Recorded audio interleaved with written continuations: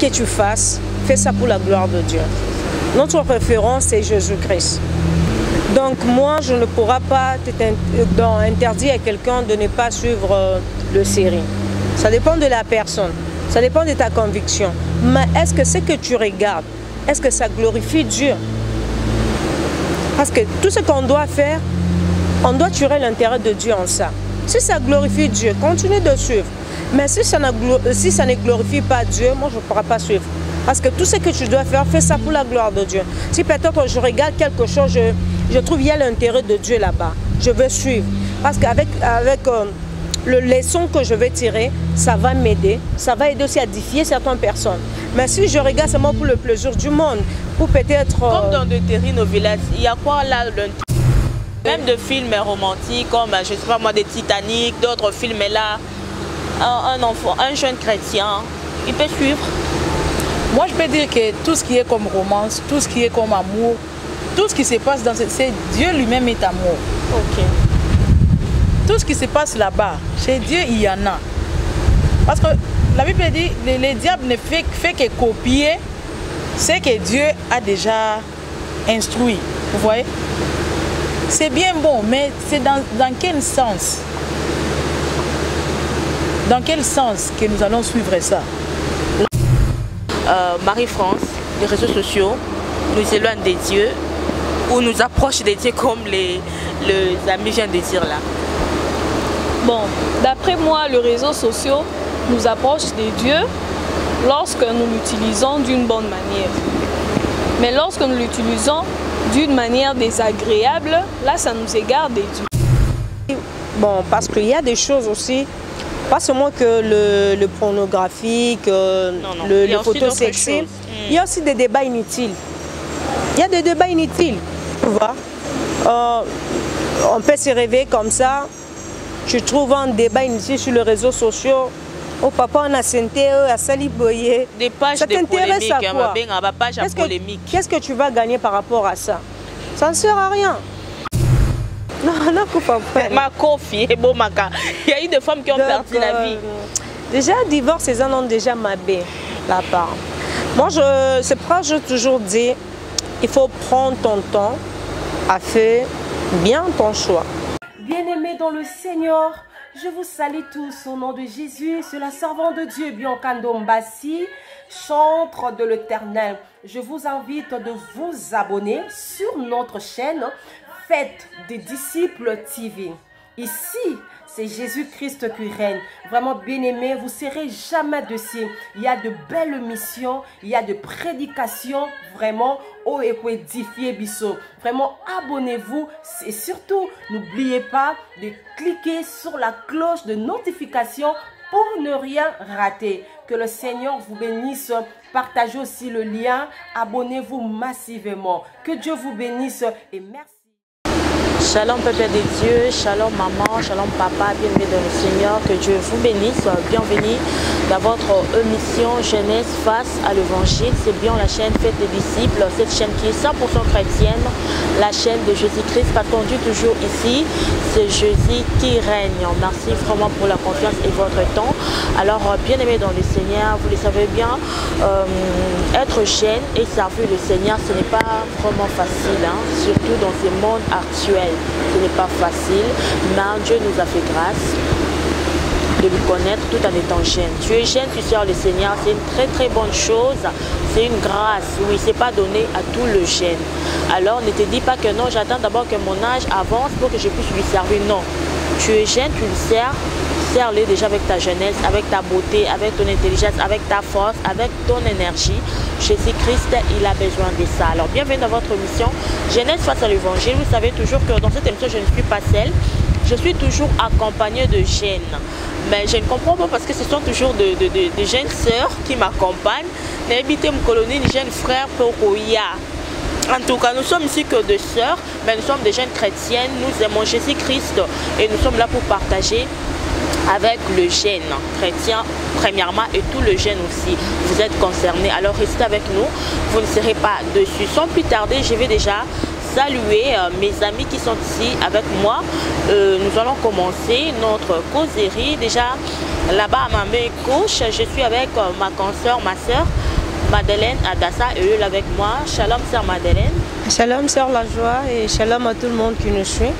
Voilà, je suis aussi avec la sœur Claudine. Elle est aussi là toujours à ma gauche.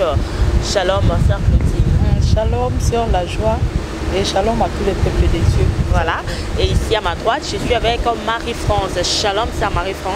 Shalom sur la joie, shalom à tous les téléspectateurs de notre chaîne Fête des disciples.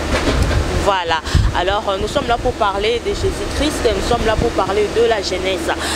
La fois passée, la fois dernière, on était là avec Claudine et Marie-France, même si Madeleine a Kibiso. Alors on a eu à parler de la Genèse face à l'évangile. Nous avons parlé de jeunes dans le monde actuel. On a abordé beaucoup de points, on a parlé, mais on n'a pas tout dit. En tout cas, on n'a pas tout dit parce qu'on avait toujours quelque chose à dire. Bon, on était déjà parti au-delà d'une heure du temps, voilà pourquoi on s'est arrêté. Aujourd'hui, nous allons reprendre le même sujet, mais on va le décortiquer encore une fois de plus.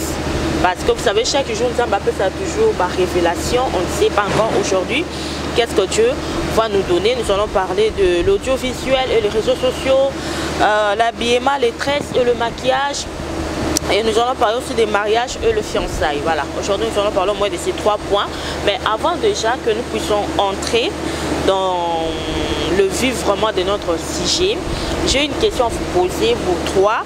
La Bible nous dit dans le livre des Éphésiens, chapitre 6, verset 2, « Honore ton père et ta mère ». J'aimerais bien savoir, Madeleine, déjà, comment est-ce que tu comprends ce verset, ou bien comment est-ce qu'un enfant, un jeune peut honorer ses parents? Selon moi, on honore nos parents, d'abord, premièrement, c'est notre façon de nous comporter. Notre façon de nous comporter. Tu vois, quand tu pars en cours de route et que tu fais quelque chose qui n'est pas bien, directement on voit tes parents. Directement on te dit que cet enfant est mal éduqué. Mais lorsque tu te comportes bien, même si tes parents ne t'ont pas bien éduqué, directement on donne, hey, non, cet enfant est bien éduqué, hein. Ça montre que ses parents l'ont bien éduqué. Ça veut dire qu'en tant qu'enfant de Dieu, lorsque nous marchons, on doit marcher selon la Bible, ce que la Bible nous recommande. On doit aussi se comporter bien. Parce que lorsque tu te comportes bien, directement, on voit tes parents. Mais lorsque tu te comportes mal, directement, on voit aussi tes parents. C'est un peu ça. Ah, d'accord. Et la sœur Claudine, honore ton père et ta mère. Pour toi, ça te dit quoi? Moi, je pourrais dire que ça veut dire que nous, les enfants, nous reflétons l'image de nos parents. La caméra, hein, voilà. Nous reflétons toujours l'image de nos parents. Donc, tous les actes, comme la sœur vient de le dire, tous les actes que nous posons, on voit directement nos parents. C'est ça. Donc, quand on dit honorer nos parents, c'est-à-dire avoir des bonnes manières, des bonnes habitudes qui reflètent directement nos parents. Donc, nous devons bien nous comporter partout où nous sommes. Voilà. Ça, alors, Marie-France, pour toi, honore ton père et ta mère, ça te dit quoi? Bon, d'après moi, lorsqu'on parle d'honorer les parents, mes sœurs ici présentes viennent de le dire, il y a la conduite. Lorsqu'on se comporte d'une façon agréable, nous faisons l'honneur de nos parents. À part l'honneur, il y a aussi de l'aide. Nous devons apporter de l'aide à nos parents, les soutenir en tout. Par exemple, des travaux ménagers. Si tu es un enfant têtu, ton père ou ta mère te dit, aide-moi peut-être à faire la vaisselle, toi tu ne veux pas. Aide-moi à faire la lessive, toi tu ne veux pas. Quand les gens de l'extérieur voient ça, ils vont directement voir que non, cet enfant est mal éduqué, ses parents n'ont pas un mot à dire sur lui.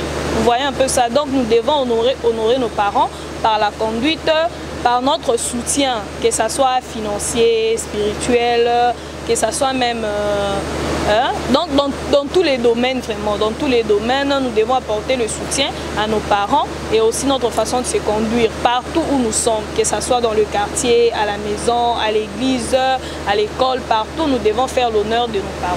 C'est un peu ça. Voilà. En tout cas, je pense que vous avez raison, mes sœurs. La sœur Madeleine, Claudine et Marie-France, elle vient de le dire. Donc, quand tu es enfant, il faut honorer tes parents. L'obéissance à la parole de Dieu. Ne crois pas que obéir à la parole de Dieu, c'est seulement aller à l'église chaque jour, matin, midi, soir, servir à l'église. Mais tes parents à la maison, tu ne le respectes pas, tu ne les aides pas, comme Marie-France vient de dire. Non, non, non. Là, tu n'obéis pas à la parole de Dieu. Obéis à la parole de Dieu. Aide tes parents financièrement. Voilà. Ils t'ont fait étudier, tu as fini tes études, tu travailles aujourd'hui, tu es engagé quelque part. Ben, tu ne veux plus aider tes parents. Si ta mère vient à la maison, non, elle est sorcière, qu'elle n'entre pas dans ma parcelle, tout ça. Non, non, non. Il faut honorer tes parents, il faut respecter tes parents, suivre leurs conseils, surtout s'ils sont les parents qui connaissent le Seigneur Jésus-Christ. Il te dit que selon la parole de Dieu, en tout cas, il faut suivre ce qu'il te dit. Tu seras un enfant béni et tes jours seront prolongés. Parce que la Bible nous dit ça. C'est vraiment une loi, hein, si je peux dire ça comme ça, avec promesse. Voilà, c'est parmi les 10 commandements. Donc, obéis à tes parents, tu seras béni. Alors, sans plus tarder, nous allons maintenant entrer à notre sujet, que le jeune dans le monde actuel. On commence avec notre premier point, audiovisuel et les réseaux sociaux. L'autre fois, nous avons beaucoup parlé sur les réseaux sociaux. Aujourd'hui, j'aimerais bien qu'on commence par l'audiovisuel. Alors, il y a beaucoup de choses qui se passent à la télé. Nous, les jeunes chrétiens, on regarde ça, on suit ça. Mais j'aimerais bien savoir si c'est important de suivre tout ce qui se passe à la télé. Déjà, ma première question, je vais savoir, mes amis, la télé, des novellas, est-ce que c'est bien pour un jeune chrétien de suivre des séries-là? Parce que nous savons que c'est vraiment très, très romantique. Bon, on ne sait pas si c'est bien pour un jeune chrétien, Madeleine, de suivre des séries télévisées, des séries de novellas, je précise. Parce que la Bible dit, quoi que tu fasses, fais ça pour la gloire de Dieu. Notre référence, c'est Jésus-Christ. Donc moi, je ne pourrai pas interdire à quelqu'un de ne pas suivre le série. Ça dépend de la personne, ça dépend de ta conviction. Mais est-ce que ce que tu regardes, est-ce que ça glorifie Dieu? Parce que tout ce qu'on doit faire, on doit tirer l'intérêt de Dieu en ça. Si ça glorifie Dieu, continue de suivre. Mais si ça ne glorifie pas Dieu, moi je ne pourrai pas suivre. Parce que tout ce que tu dois faire, fais ça pour la gloire de Dieu. Si peut-être je regarde quelque chose, je trouve qu'il y a l'intérêt de Dieu là-bas, je vais suivre. Parce qu'avec le leçon que je vais tirer, ça va m'aider, ça va aider aussi à édifier certaines personnes. Mais si je regarde seulement pour le plaisir du monde, pour peut-être... Comme dans de séries novellas, il y a quoi là l'intérêt de Dieu? Est-ce qu'il y a l'intérêt de Dieu dedans? Non, peut-être quand tu dis à une personne que de ne pas suivre ça, il va peut-être... Non, on ne dit pas que quelqu'un ne puisse pas suivre ou quoi. Donc juste à... Toi, en tant que jeune chrétienne... En tant que moi, en tant que jeune chrétien, je ne trouve pas, il n'y a pas l'intérêt de Dieu là-bas. Il n'y a pas l'intérêt de Dieu là-bas. Là, c'est selon moi. Là, c'est selon toi. Ouais, c'est selon moi. D'accord. Et la sœur Claudine alors? Bon, moi, je pourrais dire que... Je répète encore, je dis que tout ce que nous faisons ou tout ce que nous regardons doit refléter l'image de Dieu. En tant que jeunes chrétiens, nous devons faire regarder tout ce qui glorifie Dieu. En tout cas, quand il n'y a pas l'intérêt de Dieu là-dedans, je pense que c'est un passe-temps pour rien. Parce que les temps où vous êtes là, regardez les novellas là, qui ne vous apporteront rien comme leçons. Mais on dit toujours qu'il y a de leçons de vie dans des séries là.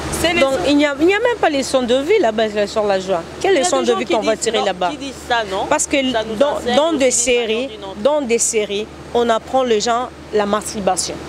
On apprend les gens l'impudicité. Et tu vas tirer quoi de là? Ça ne glorifie pas Dieu. Ok. Claudie, tu peux continuer. Bon, moi je peux dire que... Même de films romantiques comme, je ne sais pas moi, des Titanic, d'autres films là, un enfant, un jeune chrétien, il peut suivre. Moi je peux dire que tout ce qui est comme romance, tout ce qui est comme amour, tout ce qui se passe dans c'est Dieu lui-même est amour. Ok.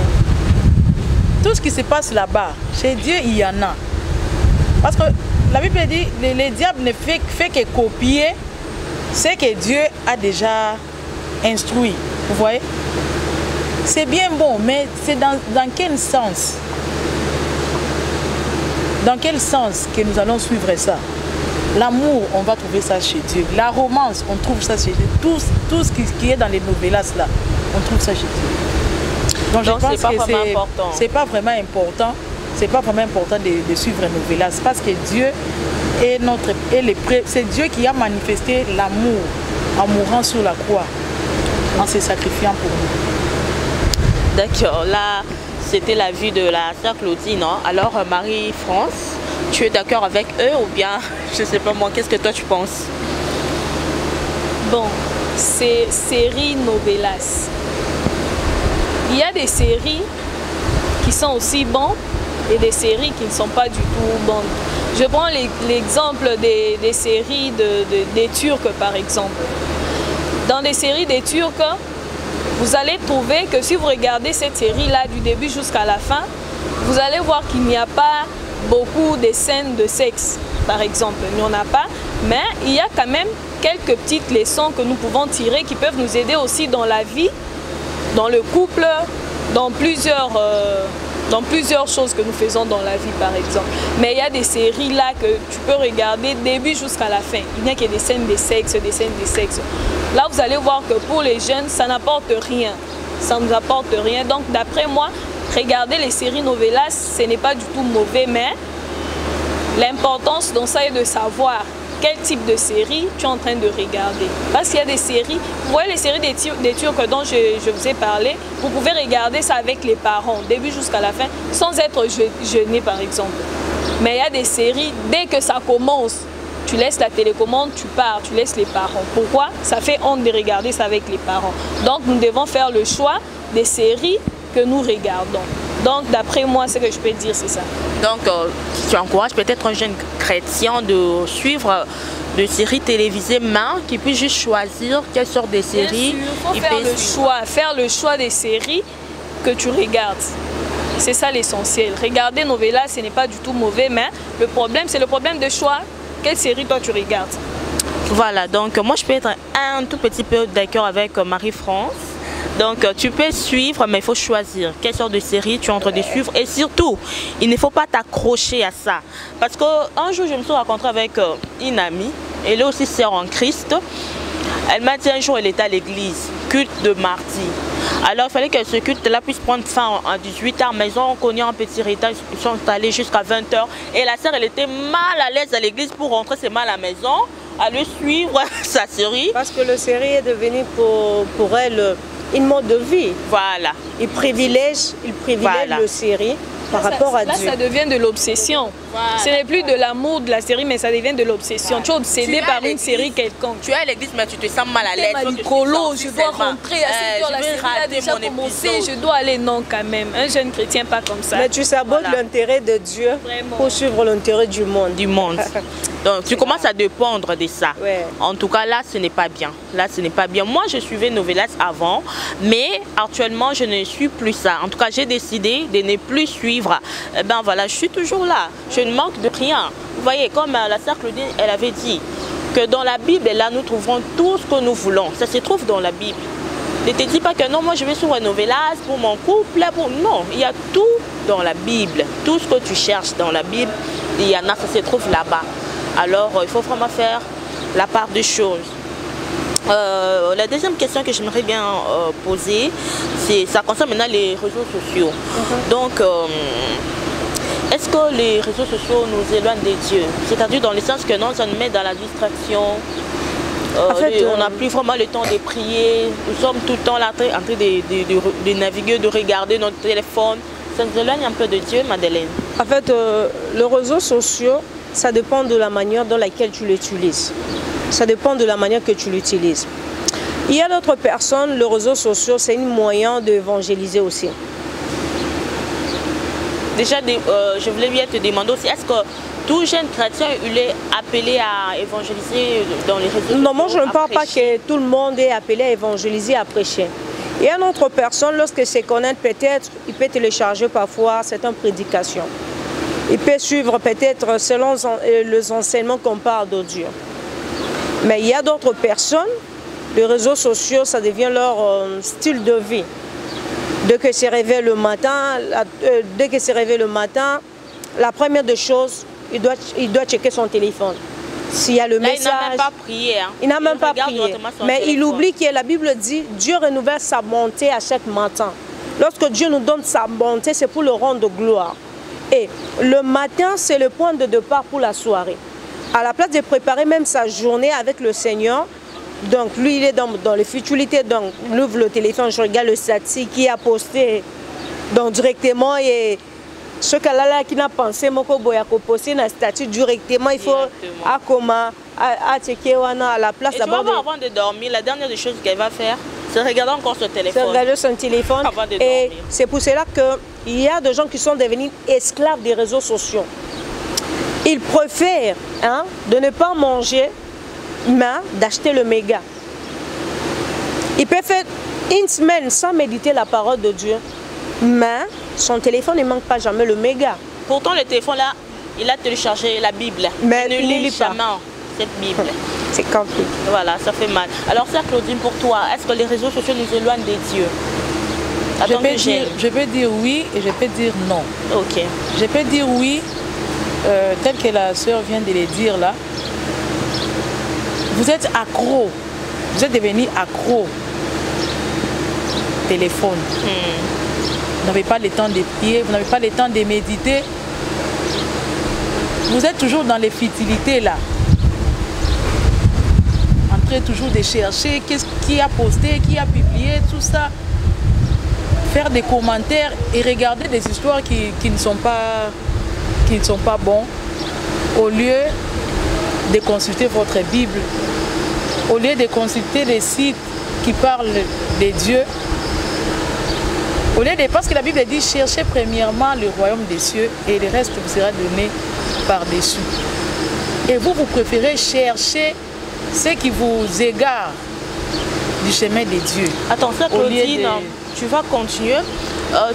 Quand je t'ai demandé si les réseaux sociaux nous éloignent des dieux, tu as dit là oui et non. Donc oui, c'est-à-dire que les réseaux sociaux là peuvent aussi nous approcher des dieux. Oui. Dans quel sens, Alice? Les réseaux sociaux peuvent nous approcher des dieux dans le sens où nous suivons des émissions, où nous suivons des sujets qui parlent des dieux.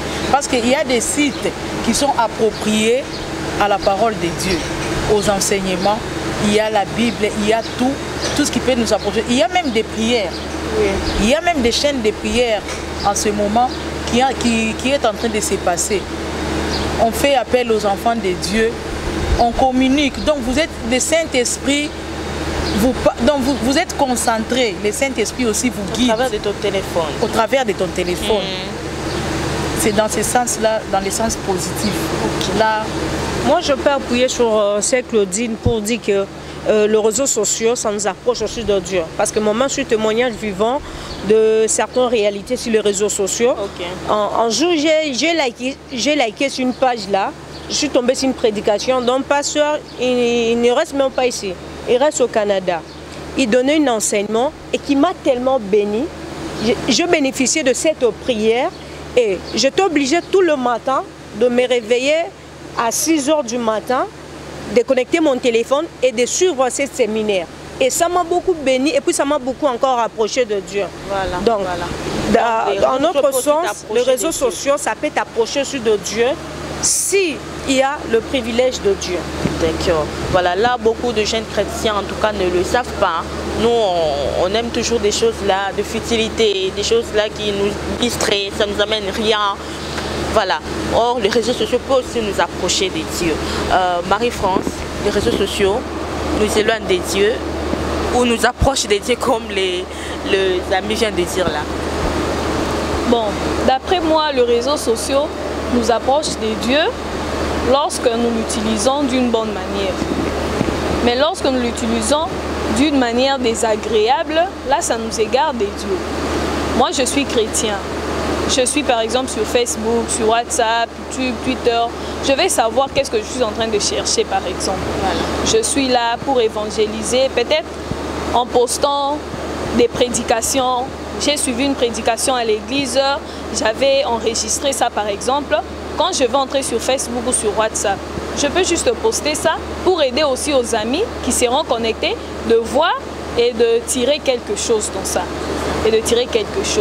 Et moi aussi, quand je suis sur Facebook par exemple, lorsque je suis en train de lire les pages des amis, tout ça, je ne suis pas là seulement pour regarder quelle photo tel ami, quelle publication par exemple tel a publié par exemple, mais je dois être là pour regarder ce qui est essentiel par exemple. Je trouve des enseignements bibliques je peux prendre, je profite de ça parce que ça va m'aider en tant que chrétien. Mais ce n'est pas... En ces jours, vous allez trouver beaucoup de jeunes. S'il est sur Facebook, par exemple, WhatsApp, il est là seulement pour chercher des pornographies, chercher des choses qui parlent de l'amour. Donc, toujours des trucs charnels, au lieu de chercher ce qui est spirituel. Parce que la chair, la Bible le dit, la chair mourra, hein, et c'est l'esprit qui... L'esprit vivifie. C'est ça, l'esprit vivifie. Donc, comment tu es là pour chercher quelque chose qui tue, au lieu de chercher ce qui vivifie? Donc, nous, en tant que jeunes, cherchons des choses qui vivifient. Et qui ne vivifient pas seulement pour ce temps, mais éternellement. Au lieu de chercher quelque chose qui vous tuera aujourd'hui et demain vous allez le regretter. Ah, voilà, là c'est vraiment bien dit, Marie-France. Mais j'avais une question là. Sur les réseaux sociaux, oui, il y a, comme tu viens de dire, il y a des pornographies, il y a des trucs bizarres, tout ça. Mais à part déjà de pages chrétiennes, de prédication, tout ça, il y a aussi d'autres choses. Est-ce qu'un jeune chrétien peut aussi suivre d'autres choses sur les réseaux sociaux à part de prédication, à part de choses chrétiennes? Est-ce qu'il peut aussi suivre d'autres choses, Madeleine? Bon, moi je trouve pas, je ne dis pas oui, bon, parce qu'il y a des choses aussi, pas seulement que le pornographique, les photos sexy, il y a aussi des débats inutiles. Il y a des débats inutiles, tu vois. On peut se réveiller comme ça, tu trouves un débat inutile sur les réseaux sociaux. Oh papa, on a senté à Saliboye. Des pages ça t'intéresse à quoi?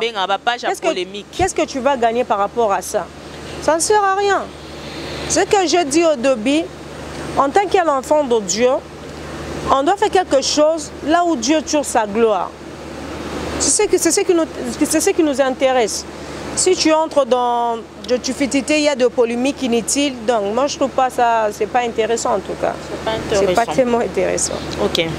À part déjà la prédication, à part de choses qui nous intéressent, nous les chrétiens, sœur Claudine, qu'est-ce qu'un jeune chrétien peut encore suivre sur les réseaux sociaux?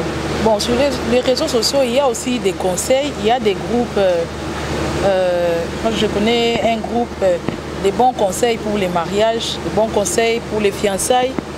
Et c'est un groupe qui aide beaucoup avec les conseils qu'on donne là-bas. Bon, je trouve, il y a des histoires qu'on peut suivre vraiment et il y a des histoires qu'on ne peut pas suivre. Comme par exemple pour les conseils là, c'est vraiment intéressant. Ce sont des conseils qui bénissent, ce sont des conseils qui nous aident à avancer. Vous pouvez par exemple, vous avez quelque chose, vous avez des questions auxquelles vous êtes en train de les poser, vous n'avez pas de réponses. Mais à travers ces conseils-là, vous pouvez naviguer et pour vous trouver des réponses aux questions que vous êtes en train de vous poser intérieurement. D'accord. Donc à part tout ce qui concerne Dieu là, il y a aussi d'autres choses intéressantes sur les réseaux sociaux. Marie-France, c'est la même chose avec toi? Oui, d'après moi, je suis d'accord avec eux, je suis d'accord, je suis en moi d'accord, c'est ça. Il y a des conseils, s'il n'y a pas des conseils, vous avez des proches, peut-être Bossolo la Kala. Vous pouvez commencer même à causer, ah, grand frère, tel, comment vous allez, comment va la famille là-bas, nous ici, on se porte bien. C'est aussi une bonne chose à faire sur les réseaux sociaux et non pas seulement regarder des trucs inutiles. Voilà, donc il ne faut pas seulement regarder des trucs inutiles, il y a aussi des informations, comme moi sur Twitter, je suis beaucoup des informations, c'est aussi intéressant parce qu'il faut être informé, on vit sur la terre, il faut être toujours informé de tout ce qui se passe sur la terre, il faut suivre des pages de conseils, comme la sœur Claudine vient de dire, il faut suivre là où il y a l'intérêt des dieux, comme la sœur Madeleine, elle avait dit, donc il faut toujours suivre des choses qui sont utiles, voilà, bref, c'est ça, il faut suivre des choses qui sont utiles pour ta vie, pour ton avenir, parce que tu es jeune, hein? Quand tu es en train de suivre des choses qui ne t'apportent rien dans la vie, ça va te détruire, ça ne va pas te construire, parce que le diable, lui, la Bible nous dit, le diable, il vient que pour détruire, c'est sa mission, quand il vient, c'est pour détruire, mais Jésus-Christ, il est le bon berger, il est venu donner la vie en abondance, lui, il vient pour construire, alors il faut suivre toujours là où il y a l'intérêt de Dieu. On passe à notre deuxième point qui est déjà l'habillement, le tresse et le maquillage. L'autre fois, on a eu un problème ici, Madeleine, tu n'étais pas là. On veut savoir, on commence avec toi, comme tu n'étais pas là. Est-ce que Dieu nous interdit de s'habiller en pantalon, Madeleine? Ah bon, pour moi, l'habillement et s'habiller en pantalon, je trouve pas ça, c'est pas un problème pour moi. Mais il y a quelque part dans le livre des déterminants où la Bible nous dit que la femme ne mettra pas l'habillement d'homme. Ce n'est pas un problème s'habiller en pantalon. mais ça dépend de la manière que tu t'habilles. Non, non, Madeleine, attends. Ce n'est pas un problème. La Bible, tu as la Bible dans ton téléphone? Ouais, j'ai la Bible. Tu peux lire ça? Parce que moi, là, je parle du téléphone Deutéronome, chapitre 20. Je pense vraiment, si je ne me trompe pas, chapitre 20, verset 5. Là, c'est où la sœur Claudie, tu peux déjà trouver. Là, c'est l'Ancien Testament. Mais ça, c'est la parole de Dieu, non? Là, c'est l'Ancien Testament. Mais la parole de Dieu. Lorsqu'on devient Nouveau Testament, là, il y avait la loi. Et quand Jésus-Christ nous a justifiés. Mais là, il a enlevé cette loi-là de s'habiller, de porter l'habillement d'homme. D'ailleurs, nous tous ici, nous sommes en robe, en jupe. Là, vraiment, nous sommes sauvés aujourd'hui, hein, Madeleine? Il y a un problème là. La Bible nous dit de ne pas nous habiller. Donc toi, tu ne t'habilles pas en pantalon? Toi, tu ne t'habilles pas? Non, non, on ne parle pas de moi, on parle en général. Ah, ok. Ok, donne ton point de vue alors. Ah bon, moi je trouve ça, bon, seulement je trouve pas ça pas mal, hein. Je trouve pas ça mal. Mais c'est juste que quand tu portes parfois du pantalon, il faut que tu aies moins le comment il y a moulaï et bon bah ciment, donc pour que tu ne gênes pas moi je trouve pas ça pas mal. Je trouve ça bon, normalement, mais au lait pantalon on a bien, au luki moi et l'amba moi l'icolo moi moulaï. Donc ça passe. Non, attends, parle-moi un peu de la loi là parce que je voulais dire quelque chose. Dans l'Ancien Testament, c'est sous la loi. Oh. Mais tu voulais dire quelque chose, non, Madeleine? Je passe le micro à Claudine. Attends, ça, Claudine. On revient encore sur ça. Parce que même la fois passée, tu avais des difficultés pour répondre. Vraiment. Dis-nous un peu. Bon, moi je pourrais dire que Dieu n'a pas précisé. Il n'a pas précisé si cet habillement d'homme là c'est des pantalons. Il n'a pas précisé. Parce qu'à l'ancien temps, on voyait les hommes s'habiller en robe, en soutane là. C'est ça. Même Jésus lui-même, quand il était là, il s'habillait en tunique. S'habillait en tunique. Vous voyez? En tout cas, Jésus n'a pas précisé. Dieu n'a pas précisé l'habillement d'homme là, si c'est les pantalons. Parce que l'habillement d'homme, il y a aussi des chemises. Il y a des shorts, des t-shirts. Des t-shirts, ouais. Nous aussi, on porte ça, non? L'homme porte, la femme porte. Bon. La robe là, il y a des basins. Les hommes portent, non? Ce sont des longues robes. C'est ça. Des 3 pièces et puis ils mettent quelque chose. Donc, si on va pas toujours démérer sur ces points-là. Parce que moi, je peux dire que Dieu n'a pas précisé. Il n'a pas précisé. Cet habillement d'homme-là, c'est un pantalon, c'est une chemise, c'est un t-shirt. Bon, la femme, il faut carrément laisser n'importe pas la chemise, n'importe pas les pantalons. Carrément, parce que la chemise aussi, c'est pour les hommes. Donc, carrément, on doit laisser déporter les chemises. Ouais, comme moi, je dois laisser déporter les polos. Qu'on laisse tout ça alors. Qu'on laisse. À partir d'aujourd'hui. Oui, à partir d'aujourd'hui qu'on laisse parce que les chemises, c'est pour les hommes. C'est Claudine. Les ketchs aussi. Il y a même des képis. C'est pour les hommes. Oui, oui. Donc s'il faut suivre, il faut suivre à la lettre. Moi, je ne sais pas pourquoi les gens voient toujours le pantalon. Oui. Pourtant, il y a tout ça. Pourtant, il y a tout ça. On martèle souvent sur les pantalons. Parce que les hommes s'habillent toujours en pantalon matin, midi, soir, matin. Voilà pourquoi ils disent que non, l'habillement d'un homme, c'est vraiment les pantalons. Peut-être c'est pour ça. Mais la chemise aussi, ils portent matin, midi, soir. Parce qu'ils ne peuvent pas porter les pantalons sans chemise ou sans polo. Vous voyez? C'est ça. Donc si c'est ça, c'est qu'il faut interdire aussi les femmes ne doivent pas porter des chemises, les femmes ne doivent pas porter des polos, ni les ketchs, ni quoi. Donc tout ce que les hommes portent là, non, on ne doit pas porter. Et puis, les hommes ne portent pas aussi doivent cesser de porter les robes. Donc, il faut cesser. Waouh, waouh. En tout cas, c'est très compliqué. Hein. Marie-France, ton avis? Là, je ne trouve plus le verset. En tout cas, j'ai un peu oublié, mais je pense que c'est toujours ici dans Deutéronome. Bon, c'est toujours la même question. La Bible a parlé d'habillement d'homme. Est-ce que la Bible a parlé de pantalon? C'est ça le problème. Il faut que la Bible nous précise. Les pantalons font partie d'habillement d'homme. Non, non, sœur la joie. Il y a aussi les pantalons d'âme, ça existe. Ça serait un péché si je porte un pantalon qui est vraiment un pantalon homme. Mais c'est comme par exemple des pantalons d'hommes là, vraiment des pantalons tissus là, vraiment qu'on porte avec la veste. Une femme ne peut pas porter ça. Non, il y a des pantalons aussi tissus des femmes.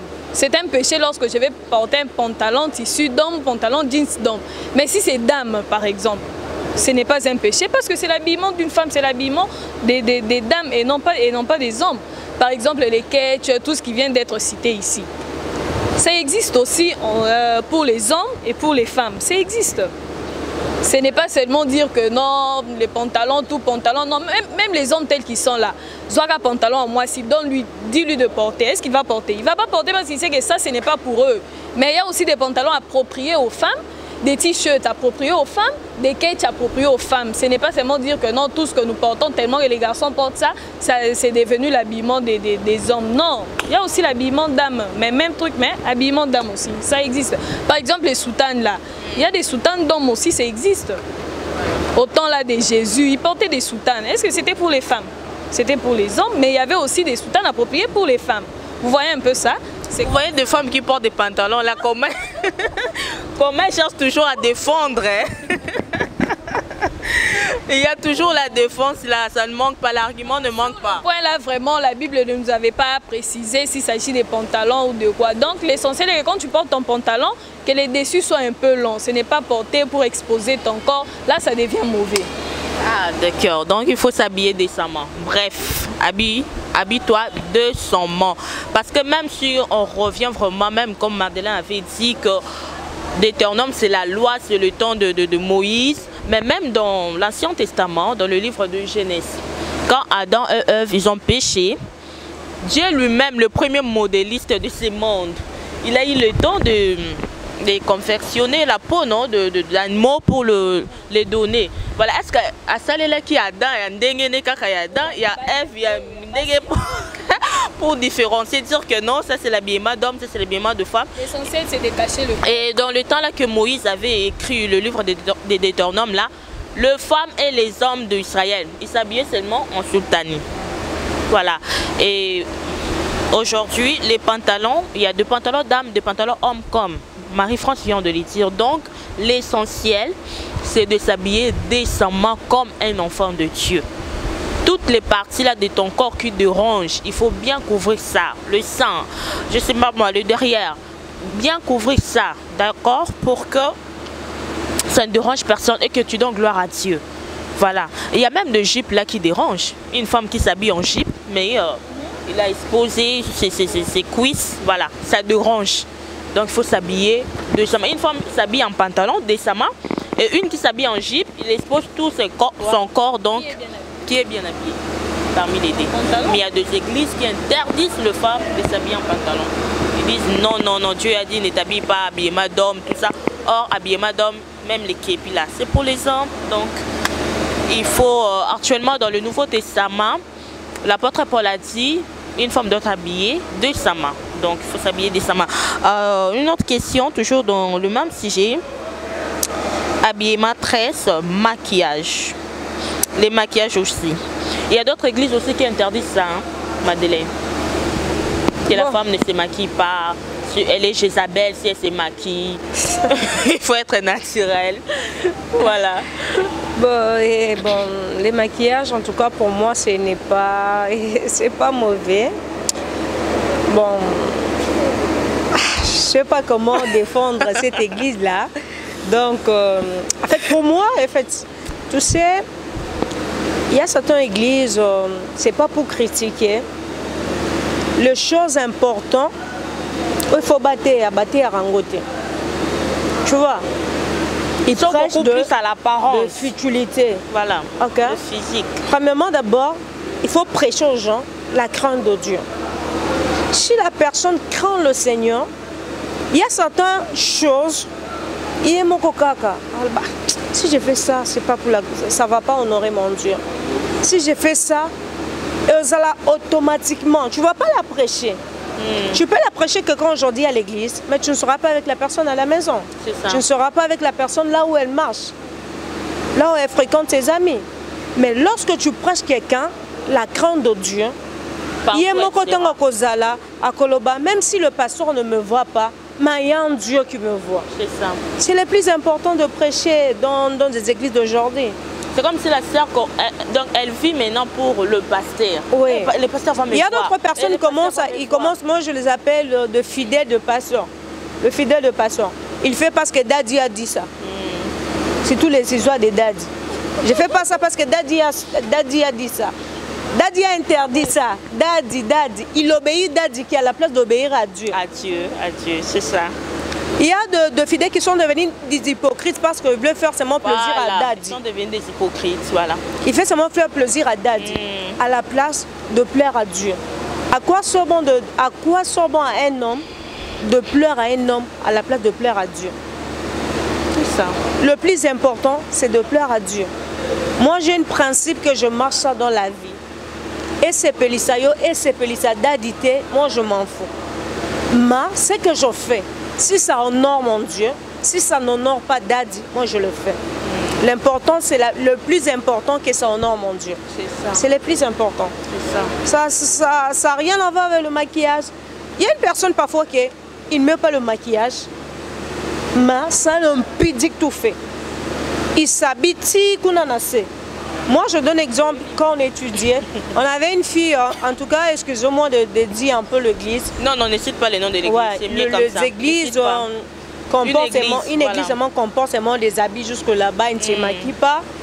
Et dans la manière qu'elle s'est comportée, et nous, à l'époque, d'abord, on était nous les catholiques. On n'était pas encore des protestants, on était encore trop petits, c'est l'école primaire. Okay. Mais dans la manière qu'elle s'est comportée, et nous, on était encore, on ne connaissait même pas dire, donc, mais quand tu nous vois, nous, tu vas dire que ces enfants craignent le Seigneur. Mais elle part tous les jours à l'église, au monde à cas différemment. C'est pour ça que tu dis que moi, je trouve que le maquillage, ça n'a rien à voir avec Dieu. Voilà. Le maquillage, le trait, ça n'a rien à voir avec Dieu. Mais c'est juste qu'elle est capétée. Exagéré, pété, débordé, comme un document. Mais il faut juste que quand même bien, tu sois quand même passable, voilà. Tu sois quand même jolie. Pour la gloire de Dieu aussi. On s'est fait belle aussi pour Dieu, non? Ah oui, il a aussi besoin de notre beauté. Alors, sœur Claudine, on avait parlé de ça l'autre fois, mais aujourd'hui, je suis sûre que tu auras encore quelque chose à dire, comme Madeleine vient de dire. Il y a des sœurs qui deviennent des hypocrites, hein, tu vois. Quand elle part à l'église, elle est comme ça naturelle, mais quand elle est quelque part, là, vraiment, elle se maquille pas comme moyen. Donc, je ne sais pas qu'est-ce que tu peux dire par là. Bon, à ce sujet, moi, je peux dire qu'il ne faut pas exagérer. Juste qu'il ne faut pas exagérer. Parce que on dit que la femme est faite pour la gloire de l'homme. Oui. Et nous devons... donc nous devons tout faire pour être belle. Et quand on dit que la femme est faite pour l'image de l'homme, je peux parler aussi de la femme en tant qu'église. Je peux parler aussi de la femme en tant qu'église. Et nous avons tous notre mari qui est le Seigneur Jésus-Christ. Donc nous devons être belles de figure, nous devons avoir des bons comportements, nous devons aussi bien nous maquiller parce que ces maquillages-là aussi, c'est pour la gloire de Dieu. Donc je dirais juste de ne pas exagérer. Il y a des maquillages de fête, il y a des maquillages qu'on peut mettre pendant la journée, il y a des maquillages de cérémonie. Donc je peux dire que soyons, n'exagérons pas trop. Voilà. Donc faisons l'essentiel. Voilà. On peut se maquiller mais il ne faut pas vraiment exagérer. Tu es d'accord avec ça, Marie-France? Oui, comme la fois passée, je l'avais bien dit, je n'ai pas d'autre chose à ajouter. Je le redis encore, le maquillage n'est pas mauvais. Mais tout excès nuit. Tu peux te maquiller, mais n'est pas exagéré. C'est un peu ça. D'accord. Donc moi aussi, si je vais ajouter quelque chose, j'ai beaucoup aimé, en tout cas beaucoup aimé la façon dont la sœur Madeleine a dit Dieu, il faut avoir la crainte de Dieu, c'est ça. C'est ce qui est beaucoup plus important. Parce qu'ensuite, tu te dis que le pasteur te prêche, il ne faut pas te maquiller, il ne faut pas mettre le tresse, il ne faut pas t'habiller en pantalon, tout ça, tout ça. Mais là, c'est l'extérieur, c'est ton physique, alors ton intérieur. Parce que Dieu a besoin de ton corps, il a besoin d'un cœur qu'il adore, il a besoin des adorateurs qu'il adore en esprit et en vérité. Tu vois. Donc ne fais pas toujours que ton physique, mais ton intérieur, tu ne crains pas le Seigneur. Mickey n'est pas avec nous. Mais un jour, elle m'a raconté une histoire quand elle était à l'université. Elle avait aussi des amis qui prient aussi dans ces églises-là où on exige toujours de femmes de ne pas même défriser leurs cheveux, de ne pas tresser, de ne pas se maquiller, être vraiment naturelle, porter de robes très longues. Mais un jour, Mickey, elle a surpris ses amis là, ils étaient à deux. Elle les a surpris quelque part dans un coin d'université, en train de dire que, en train de préparer, de faire un plat, comment est-ce qu'ils vont séduire les professeurs pour avoir le point. Donc Mickey, elle a dit qu'elle était vraiment étonnée de voir des filles qui s'habillent comme ça, mais ils sont en train de planifier comment est-ce qu'ils vont faire pour séduire les professeurs, pour qu'ils tombent, afin qu'ils puissent leur donner les points. Vous voyez? Donc, la crainte de Dieu, c'est l'intérieur, ce n'est pas l'extérieur. Alors, habille-toi décemment. Oui, tu peux te maquiller, mais il ne faut pas exagérer. Tu peux faire des tresses, il faut aussi voir de quelles sortes de tresses que tu vas faire. Il ne faut toujours pas exagérer. Vous voyez? Et surtout, par-dessus de tout, il faut craindre le Seigneur, surtout quand tu es jeune. Marche dans la crainte de Dieu. C'est ce qui est beaucoup plus important. Alors, on passe à notre troisième point qui est le mariage et le fiançailles. C'est par là que nous allons d'ailleurs terminer. Peut-être prochainement, on va parler de ça avec beaucoup plus de détails parce que j'avais beaucoup de questions sur ça. Mais il y a quand même une question qu'on a eu à faire en débat. Madeleine, tu n'étais pas là à la fois parce que c'était sur les divorces. On voulait parler aussi des fiançailles, de tout ça, mais on n'a plus le temps. C'était sur les divorces. Déjà, on sait que Dieu ne permet pas les divorces. Jésus ne permet pas les divorces, seulement au cas d'infidélité. Infidélité, d'adultère d'ailleurs. La Bible le dit comme ça. Mais si tu épouses un homme qui est violent, est-ce que tu peux divorcer avec un tel homme? Pour moi, je ne pourrais pas divorcer. Mon coup faté, Madeleine. Non, non, pas. Ma confie, bon, il y a eu des femmes qui ont perdu la vie. Déjà, divorce, ils en ont déjà mabé la part. Moi, c'est pourquoi je toujours dis, il faut prendre ton temps à faire bien ton choix. Il faut jouer ton on peut lancer la choix à madame. En tant que chrétien, il faut prier pour nous nzamba kangolé na molimo ya agressivité. Ah, l'état nzamba kangolé wala ça boum. La sœur Claudie d'ailleurs elle était contre. Elle a dit quand un homme est violent, en tout cas il faut divorcer. Donc c'est déjà tu peux perdre ta vie, hein. Déjà dans le fiançailles, tu sauras si un homme il est tendre. Mais il y a des hommes hypocrites. Hein. Hypocrite? Oui. Mais tu sauras quand même. Non, tu sais. Quand tu fais le choix et tu associes Dieu, voilà. Dieu, à mon cas, la Bible dit il voit un fourmi noir dans un trou noir. Il connaît. Au-delà de la personne, Dieu connaît. Une personne peut te tromper, toi, il ne pourra pas jamais tromper Dieu.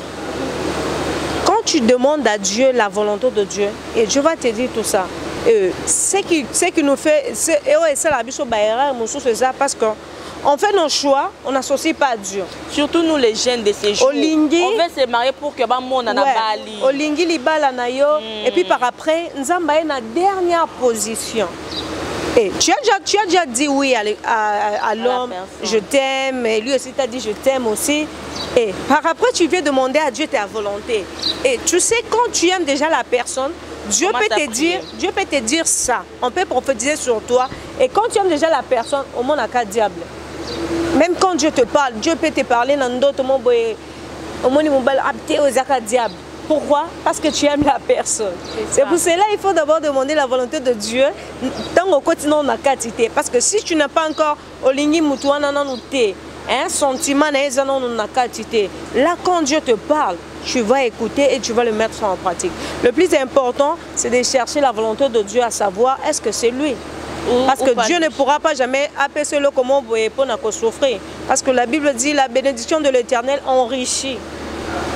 En plus, notre Dieu, il aime le mariage. C'est lui-même qui a institué les mariages. Quand lui-même te donne le mariage, c'est pour le bonheur. C'est pour que tu sois dans la joie dans ton mariage. Mais quand tu te maries parce que ma camarade Bamon en a balé. L'important aussi, c'est quand tu te maries mal, tu abîmes ta destinée. C'est ça. Tu abîmes toute ta destinée. Parce que tu sais, quand tu prends déjà la décision de sceller cette alliance, c'est pour dire bon, en tant que chrétien, tu ne peux plus divorcer. Voilà pourquoi il faut faire un bon choix. Parce que le mariage, Maintenant, si tu fais un mauvais choix, il y a un boxeur, non, mais prière, banda ko intercéder, bando le la moana nzambe pour supporter nzamba kangola à la place de les divorcer. Parce que c'est toi-même qui as assumé cela. Donc, entre-temps... Mais s'il y avait une personne qui avait quand même prié, tout ça, mêlé dans le mariage, mobile boursière. Il avait prié. La solution, c'est quoi selon toi d'abord? Oui, quelqu'un qui a quand même prié, mais il se retrouve dans un mariage où le mari est vraiment très violent. Qu'est-ce qu'elle peut faire, cette sœur-là? La solution, dans ces cas-là, à part le divorce, comme tu n'es dans pas ces cas-là, elle doit prier. Parce qu'il y a aussi de mauvais esprits. Parfois, le mari était bien. Et par après, il y a de mauvais esprits, de réclamation familiale. Là, elle peut quand même prier et Dieu est capable de lui délivrer. Ça, ce n'est pas impossible à Dieu. Voilà, on ne va plus tarder là-dessus. Nous sommes arrivés à la fin déjà de l'émission. Madeleine, comme tu as le micro, tu lances un message à tout jeune chrétien qui n'a pas encore reçu Jésus-Christ dans sa vie. En tout cas, sois bref pour que nous puissions terminer, qu'il puisse nous rejoindre dans cette famille des disciples de Jésus. Alors, je dis à toutes les jeunes qui nous suivent, la Bible dit, rachetez le temps quand les jours sont mauvais. La grâce que Dieu nous a accordée d'appartenir à lui. Toi qui n'as pas encore donné ta vie à Jésus-Christ, aujourd'hui Dieu est en train de t'appeler. Dieu ne te condamne pas. Les hommes peuvent te condamner par rapport à ta marche. Les hommes peuvent te condamner par rapport à ce que tu as fait hier. Mais Jésus ne te condamne pas. Alors, toi qui es là, qui n'as pas encore donné ta vie à Jésus-Christ, le moment est venu, tu peux donner ta vie à Jésus-Christ. Tu peux juste contacter le numéro qui est là-bas, qui est écrit plus 33. On peut te recevoir. Donne ta vie à Jésus. Jésus ne te condamne pas. Les hommes peuvent te condamner. Les hommes peuvent te dire que hier tu étais impudique. Mais Jésus-Christ ne te condamne pas. Alors, donne ta vie à Jésus-Christ. Car Jésus-Christ revient bientôt. Que Dieu te bénisse. Voilà. Marie-France, toi aussi tu vas lancer un message à ces jeunes-là qui n'ont pas encore reçu Jésus-Christ dans sa vie. Sois vraiment bref. Ok, je suis brève. Pour tous les jeunes qui n'ont pas encore reçu Jésus-Christ dans leur vie, venez, Jésus-Christ est là pour tout le monde. Il n'est pas là pour des gens quelconques et non pas les autres. Non, il est là pour nous tous. Venez, venez car Jésus-Christ est bon. Vous ne serez pas déçus. Et ceux-là qui ont l'envie de recevoir Jésus-Christ mais qui ne savent pas par où commencer, venez, ayez le courage de venir. Jésus-Christ est là, il accueille tout le monde. Moi, je vous encourage de venir, venez nombreux et vous serez sauvés. Amen. Sœur Claudine, toi si tu lances le message à tous ces jeunes-là. Moi, je regarde vraiment la caméra, tu parles directement. Moi, je dis à tout jeune qui est en train de nous suivre en ces moments, que la Bible dit, cherchez premièrement le royaume des cieux et le reste vous sera donné par surcroît. Acceptez le Seigneur Jésus-Christ comme Seigneur et Sauveur et lui va marcher avec vous et vous allez marcher ensemble et vous verrez que tout ce dont vous avez besoin, vous les verrez s'accomplir facilement. Donc je vous encourage à accepter le Christ, à venir à lui, il ne vous abandonnera pas. Quoi que vous ayez fait dans le passé, revenez à lui, il vous accueillera dans son royaume et vous allez refléter l'image de la gloire de Dieu. Voilà, donc moi je vais dire vraiment un petit message. Jésus-Christ, il vous aime et vous appelle. Il a dit, venez à moi tel que vous êtes. Lui-même, il va te transformer. Oui, ne te dis pas que, tu sais, le christianisme, hein, ce n'est pas la religion. Moi, je dis comme ça. Parce que la religion, on te dit d'abord de te transformer. Tu te transformes, après, tu viens à Dieu. Mais avec Jésus-Christ, c'est comment? Tu viens tel que tu es et lui-même, il va te transformer. C'est comme ça avec Jésus-Christ. Tu es jeune, Jésus-Christ a besoin de ta jeunesse. Il a besoin de ton énergie. Parce que quand tu es jeune, c'est à ce moment-là que tu es encore fort, tu as de l'énergie. Quand tu seras vieux, bon, lemba. Mais ton énergie, là, Dieu a besoin de ça. Il a travaillé avec beaucoup de jeunes dans la Bible. Avec David. David il était jeune. Joseph, il était jeune. Samuel, il était d'ailleurs trop jeune. Tout petit déjà, il était à l'église. Nous avons même Daniel et Shadrach, Meshach, Abednego. Ils étaient jeunes. Apôtre Paul, il a commencé jeune. Pierre, jeune. Ils avaient 30, 35, 34, C'est comme ça. Donc tu es jeune, Jésus a besoin de lui-même, Jésus-Christ. Il a commencé son ministère à l'âge de 30 ans. Il était jeune. Alors ne te dis pas qu'il y en a qu'au lana, non, non, non. Il a besoin de toi tel que tu es là. Le diable veut juste détruire ton avenir. Il vient que pour détruire. Mais Jésus-Christ est là pour te construire. Viens en lui, mon frère, ma soeur, tu ne seras pas déçu. Moi aussi j'étais comme toi, j'étais dans le monde, j'étais dehors. Mais quand j'ai pris la décision de revenir dans la maison de mon Père, il m'a accueilli, il ne m'a pas rejeté. Il y a de la place pour tout le monde dans la maison de notre Seigneur Jésus-Christ. Jésus-Christ, il t'aime, il a besoin de toi. Madeleine, tu vas faire la prière de repentance pour le frère de la sœur qui a accepté de recevoir Jésus-Christ et on va terminer. Seigneur, nous te bénissons, nous te rendons gloire. Toi qui ne condamnes personne, tu as dit, venez tel que vous êtes. Seigneur, nous bénissons encore pour tes enfants qui ont donné leur vie en toi, Seigneur. Dieu de grâce, de la grâce que tu nous as fait, éternel Dieu, que de te suivre, éternel Dieu. Je te prie, éternel Dieu, que tu fais aussi cette grâce à mon frère et à ma soeur qui va nous suivre, éternel Dieu, à travers cette mission, éternel Dieu. Seigneur, fais-le grâce, éternel Dieu. De la même façon que tu nous as changés, change aussi leur vie, éternel Dieu. Nous le couvrons par le sang de Jésus-Christ et nous le bénissons par le sang de Jésus-Christ. Nous disons Amen. Amen. Voilà, bienvenue dans la famille des enfants de Dieu, bienvenue dans notre famille chrétienne. Contactez notre numéro de +33, un serviteur de Dieu qui est là, il va vous recevoir et vous serez bénis. C'est la fin de l'émission des salutations 2-2-2-2 pour que tous ça vraiment. Marie-France, on commence avec toi, 2 personnes. Ok, je salue mes parents, je salue aussi mes parents biologiques et spirituels. Je salue aussi mes frères biologiques et spirituels. Que l'Éternel vous bénisse. Voilà, alors il faut mettre bref comme Marie-France et sa Claudine. 2 personnes.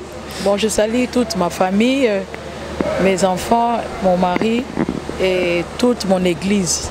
Que le Seigneur vous bénisse. Voilà, merci Madeleine. Ok, moi je salue, j'aime toujours les appeler les couples parrains. Papa York et maman Élisée, je le salue. Et je profite aussi à saluer à mon pasteur, le pasteur Jérémy Kabamba. Je salue aussi le prophète Eli Lutumba et les enfants de Dieu, que Dieu vous bénisse. Voilà, c'est la fin de l'émission. Moi, je salue Papa Bob et toute ta famille, que Dieu vous bénisse. Merci à Corneille qui est derrière la caméra. On vous retrouve prochainement avec d'autres sujets pour la gloire de Dieu, que Dieu vous bénisse. Bye bye. Bye. Soyez les bienvenus sur votre chaîne chrétienne. Faites des disciples TV, c'est Jésus-Christ qui règne. Une chaîne qui vous propose un large panel d'émissions gospel, telles que Jésus-Christ qui règne, Gospel École Adoration, Sur la montagne des disciples, 1 heure avec le Saint-Esprit. et l'École des disciples. Faites des disciples TV. Abonnez-vous massivement sur notre chaîne, qui est aussi votre chaîne. Faites des disciples TV. Partagez nos programmes, Témoignage. les enseignements, nos prières. Faites des disciples TV. N'hésitez pas à vous connecter. Une seule adresse, un seul lieu de rencontre. Faites des disciples TV. C'est Jésus-Christ qui règne.